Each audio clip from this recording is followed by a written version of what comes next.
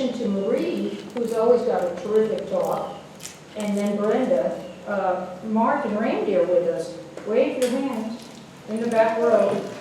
They're being Baptists in the back row. They have a spiritual center in Silva, which we definitely are going to go visit, and we have the honor of them speaking, I think the week after Brenda. Is that right, guys? When are you coming? September 25th, I think. Oh, not till September. Yeah. Well, okay, I'll give you a plug early. Okay, well, good morning, and thank you, Joyce, as always, terrific meditation and introduction. David and Karen for rocking the house. Laura, thank you, I do love that poem. It's very wonderful. Okay, well, today I am most grateful to have some of my family here. That would be my older brother, emphasis on older. He will tell you he's younger, but he's my older brother, whom I love, and my wonderful niece. Which brings me to a George Burns quote on family.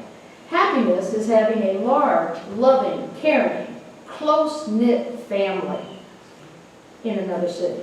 And they, my wonderful, large, close-knit family, live in St. Louis, Missouri.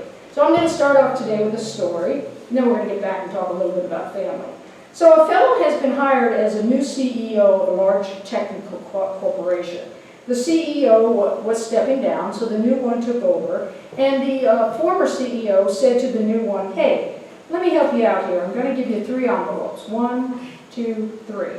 And when you run into trouble, open these envelopes. So things were going very well for the new CEO for a few months, and then all of a sudden he had some problems, and sales took a downturn. So he said, whoops, I need to go get the envelope. So he went to envelope 1, and he opened it, and it said, and he opened it, and it said, blame your predecessor. So he gathered everybody up, and he did that. He blamed the predecessor, and Wall Street responded, and sales went back up, and things went well. So he felt good about the envelope. So business was terrific. So a little bit later, all of a sudden he had another problem. He had some product problems. So the sales went down again. So he said, oh, I got to go to the drawer and pull out envelope number 2. So he pulled out envelope number 2. And envelope number 2 said, reorganize. So he went about his way and he reorganized. He fired a few people, put some new people in. Things went great. All right, a year or 2 later, all of a sudden, things are not going well for the new CEO. He goes and opens the envelope number 3. Envelope number 3 says, make 3 new envelopes. Think on that a minute. What I take from that story is that CEO is going to be gone soon, because things have run their course. Now, if you could get 3 magic envelopes given to us at birth, it would be terrific. But there is no such thing as 3 magical envelopes. If so, our mother, her name was Josephine, we call her Jo, Grandma Jo, would have given us 3 envelopes at birth. So my talk today is my mom's 3 spiritual lessons. And I have 3 envelopes from my mother, and they will be our talk today. Envelope number 1, which I shall open in front of you, is in keeping with our talks, have faith. My mom's faith was Catholic, and her connection to God and her methods to gain straight was via prayer. And the main method she used, and I brought this because I'm not sure all of you know about Catholicism. And what is this? Rosary. This is a rosary. Where did it get its name? The name rosary comes from the Latin word rosarium, which means crown of roses. And this is basically a method of keeping you on track as you say your prayers. And there are different prayers. There's the Glory Be, there's the Hail Mary, there's the Apostles' Creed. These are all things that my brother and I learned as young children. And we read them, and our mother read them, and it was a great way of actually meditating for our mom and for us. And Dick and I went to Catholic school, and we remember the nuns. Remember the nuns had rosary beads as belts. And no, they did not hit us with rosary beads, they hit us with the rulers. But the point is, my mother gained great strength from praying. And when she really needed help, she did something called a novena. Novena. Oh, I'm getting some head shaking. A novena comes from the Latin word meaning 9. So for 9 consecutive days, she would say special prayers and for intervention from God. Now, my mother went a notch special up on that. She would say a flying novena. And had anybody heard of that? A Well, apparently went FedEx to God. So that was the way she gained her strength. She would often say to Dick and I, have faith. Whatever you do in life, have faith. And I think she'd be very proud. Even, I'm not in the Catholic Church, I'm in the New Thought, but she'd be very proud to have us here because we recognize our higher power. Now, defining New Thought, that would be a whole talk unto itself. My niece was asking me some questions. Well, what is this unity? And I said, well, it's a lot to explain, but let me try to boil it down to a few notes. Unity is a focus on common threads of all religions. You'll hear us be open to all religions, and that we're wide open to that. And we're really about love. We believe in the universal spirit of love, and we believe that there's a universal power at work. So that's it for what is unity. I love this little Unity Primer book, and this is a book that we actually, ask for a donation on, because we do buy these. So if you want to buy it, whatever, and take it home, because it's a terrific little primer on what is unity.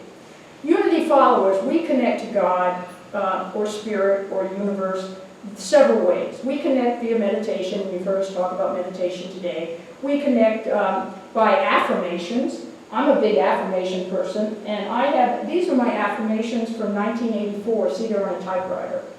That tells you how old these are. These are typewritten, and these are my affirmations. Some are handwritten, but I would just carry them in my purse, put them in my office drawer, and when craziness would happen, I would pull it out and I would read an affirmation. I find a lot of strength in affirmations. For me, repeating affirmations shuts down the chatter in my brain. Anyone who knows me knows my brain has a lot of chatter. As a matter of fact, when I give these talks, I'm always told, stay on the script. So I'm going to ask you to say one affirmation with me. It's one sentence, and I'm going to ask you to repeat it back. Only good lies before me. Only good lies before me. That's it.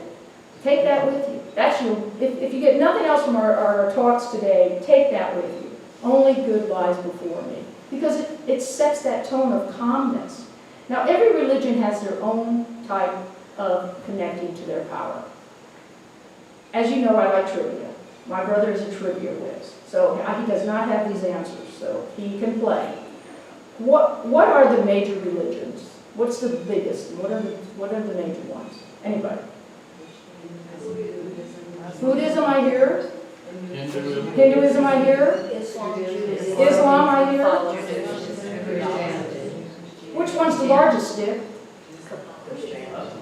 The Muslims are second. The Buddhists are much smaller than you think. The Muslims are 1.6 billion.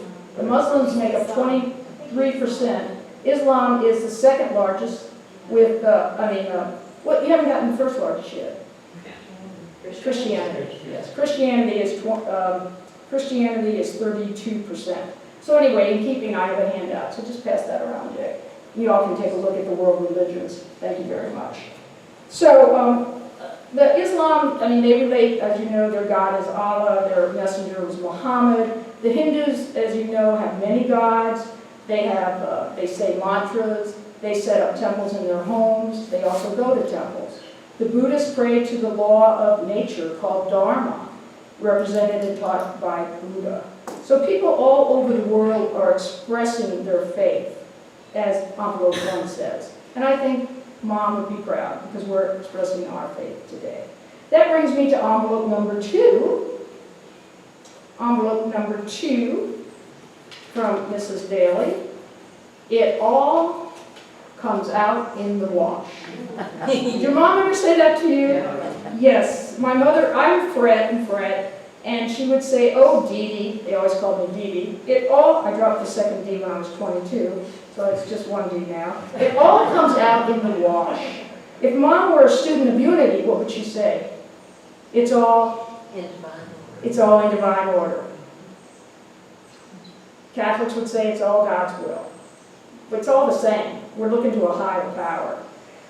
Divine order, or it's all in God's will, means just what it says. There's a source up there. Connect to it. Believe in it. When I'm in a difficult spot, I have a longer affirmation I will read to you, and I'll actually give you a copy today, because I have a copy of my key points. This one is my favorite affirmation that I write down in a crisis, and I post in my car, and I post on my mirror in the bathroom, and I post around the house. It's from Louise Hay, who's a spiritual leader, self-help spiritual leader. She's 90, in her 90s now. She's still going strong, and she's the one that always says, my best decade is coming up. You know, I'm 80, I can't wait to be 80. I'm 90, I can't wait to be 90. So her comment is, all is well. Everything is working out for my highest good. Out of this situation, only good will come.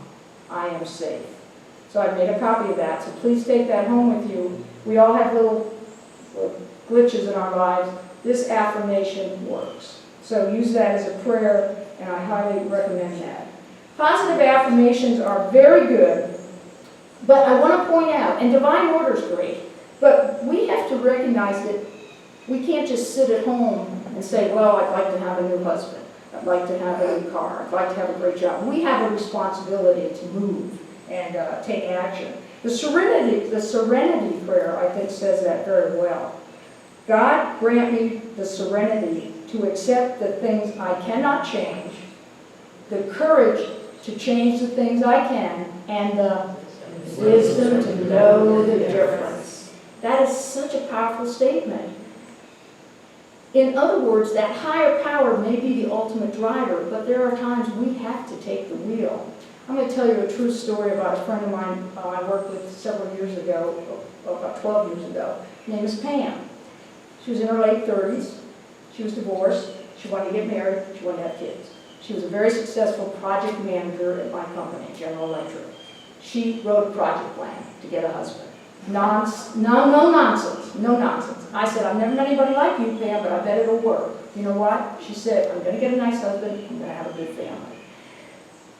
A guy picked her up. She had like a blind date. A guy picked her up. She got all dressed up to go out to dinner. He did not open the car door. She walked over to him and said, look, this is our first date. I'm dressed up. You're not going to open the car door for me. This isn't going to work. I don't have time to waste. I'm going to go back up, take off my clothes, get comfortable. You save some money. She sent him on his way. She's now married to Alan. She has two young kids, 10 and 8. So, I mean, she didn't sit around. I mean, she prayed, but she also made it happen. She took the wheel. So that's lesson number 2, which is kind of the same as my mom was saying. It's all coming out in the wash. Now, we're moving on now to 3. Which perfectly ties in with our songs. Thank you, David, Karen. It is, you are loved. And that is the basic tenet of our teaching. It's a basic tenet of all the teaching that's out there. Unity believes love is the common thread among all living things. And fundamentally, the one message we clearly got as children is that we were loved. Now, I will tell you, as much as my mother loved me, she had a very limited future for me. She saw a limited future. I was told by my mother and my teachers, I was always told through grade school and junior high, I was below average. As a matter of fact, I spent 2 years in the 3rd grade.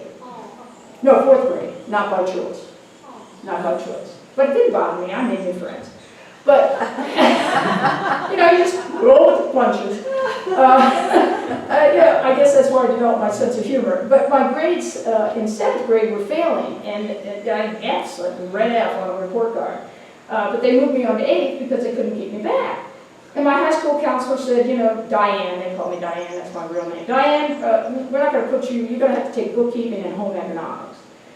So, well, that's not going to work. But as a teenager, I was overweight. I had a destructive eating disorder. I had acne. I loved sports, but as a girl, I was told you couldn't play sports. I knew I was different, because I grew up in the 60s.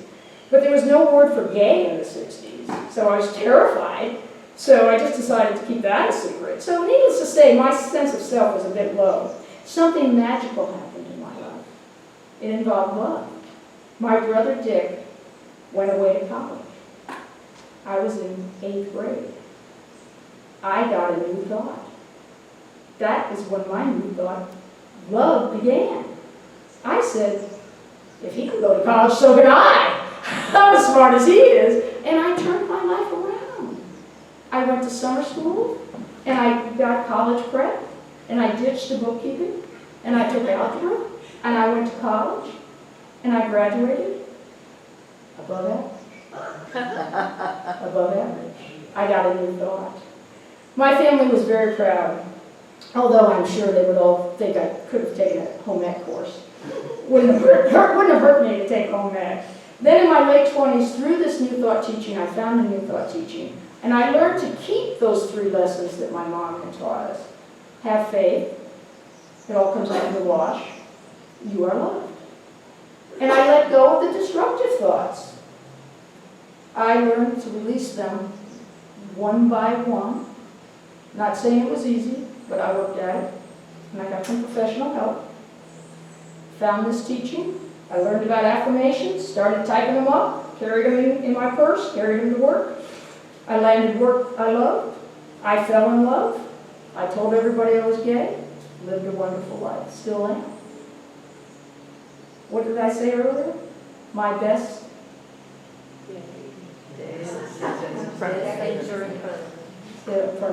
my best days are in front of me. So in wrapping up today, because I promised I'd be a little less loquacious than usual, we've been studying GRE words. I have my niece is taking graduate school. And by the way, Rebecca ran into something on the boat yesterday, and we think she has a broken toe, so that's why she's not here. So in wrapping up, I do have a humorous Catholic joke. A priest, and this is going to set us up for our song. And our song today is going to be led by Marie and Sandy, because it's going to have some more beat, right? Peace song? Yeah, I'm setting this up for, I'm going to have a little more rhythm to it. A priest was completing a temperance homily, temperance, no drinking. With great expression, he said, "If I had all the beer in the world, I'd take it and throw it into the river." With even greater emphasis, he said, "And if I had all the wine in the world, I'd take it and throw it in the river." And then he finally said, "If I had all the whiskey in the world, I'd take it and throw it in the river." He sat down. The song leader then stood up very cautiously and announced, "For our closing song, let's sing hymn 365, Shall We Gather at the River?" In closing, shall we gather to sing our peace song? Thank you. All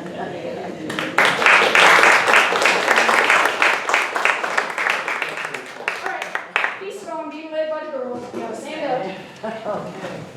We're doing